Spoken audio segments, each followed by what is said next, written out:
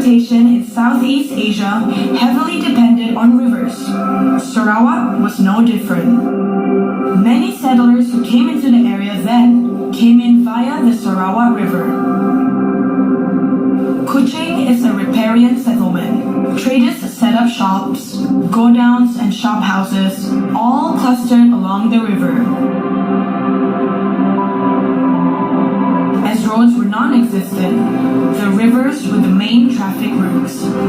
Running alongside the river is the main bazaar, the oldest street in Kuching. This is where the first early Chinese traders set up shop. It is here where they first sold spices, noble woods, medicines, and also adornments for the elite class. The heart of the town was between today's courthouse and the Tuak Bekong Temple, the oldest temple known in the area. The reign of Raja Charles Brooke saw the establishment of several heritage buildings in Kuching. Besides the Astana, a majestic palace fit for a monarch at Fort Margarita, the Square Tower, the Round Tower, and the graceful and imposing Sarawak Museum were some of the buildings built during the time. The Old Courthouse Complex is a magnificent collection of buildings built in the late 1800s during the reign of Raja Charles. It is a handsome building with an inner courtyard, wide verandas, elegant neo-Tuscan pillars supporting a deep Billion shingled roof. During the times of Raja Charles, these complexes held administrative offices and were meant to be the grand venue for the important ceremonies and was meeting point for council members of the state. Many vital and historical decisions were made here in this courthouse building from the late 1800s to 1973. Charles Viner Brooke, the second son of Charles Brooke, succeeded his father to become the third Raja of Sarawak on 24th May 1917. He would become the last Raja of Sarawak. Formulating a new constitution, he puts an end to the absolute power of the Raja in 1941. From then on, the Council Negeri was given the power to ensure that no law could be passed or money spent without its consent. Today, Kuching is a vibrant city. A city filled with remnants of old world splendor and the charms of the new. A place the locals are proud to call home and visitors leave yearning only to return. This is where diverse values, beliefs, and traditions are interwoven in an intricate, rich, and colorful social fabric. This fusion of different cultures, races, and beliefs manifests in the heritage of buildings, music, arts, crafts, and ethnic palettes.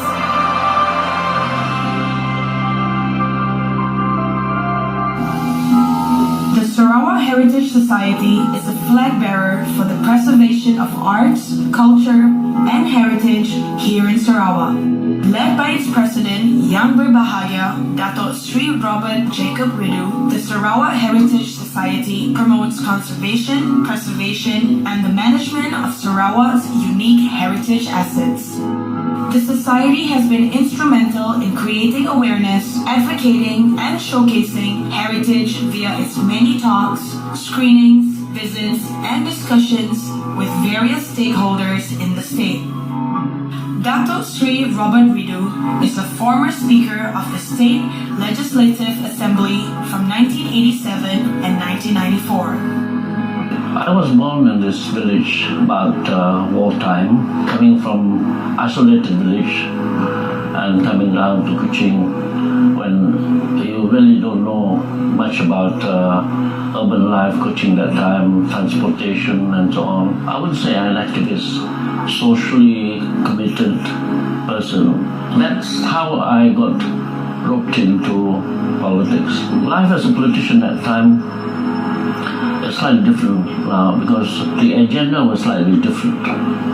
You talk more on the social and more on about the development of the village and so on. Nevertheless, during that time, I think people were a lot more committed in terms of trying to do they're good for the community, whichever community you come from. He had also served as Deputy Minister in the Ministry of Infrastructure Development of Sarawak from 1981 till 1987. Holding a master's degree in science from the University of York in the UK, Dato Sri Ridu has served as the president of the Dayak Bidayuh National Association, Deputy Secretary General, and Deputy President of United Traditional Bumiputra Party of Sarawak, and is highly respected in Sarawak. I suppose we were brought up in a community where we had to look after everybody, and the values that were inculcated to us was we had to actually be community conscious, look after this community. So that's how we got involved in a community project, community work, as well as for me, as well as political. I'm passionate about people and the life that we shared. We live in a state where there has peace and harmony. In the same way that I grew up in a village where there's peace and harmony. Heritage is basically who we are. What I'm passionate about is about community, about the Sarawak community, irrespective of whether you're Malay or Dayak or Chinese, because we share the same area. We have been living in a very harmonious. It's like river, river comes from the streams from the mountain. There may be fresh water, then another stream from another area, and they come up into confluence. And sometimes when you come to confluence, the confluence are several streams, and that becomes a bigger river. The water gets a bit more different color.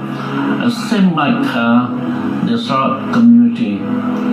You got the natives from up in the mountains, and you got the Malays from the river banks and the Chinese, and so eventually the color of the water is slightly different.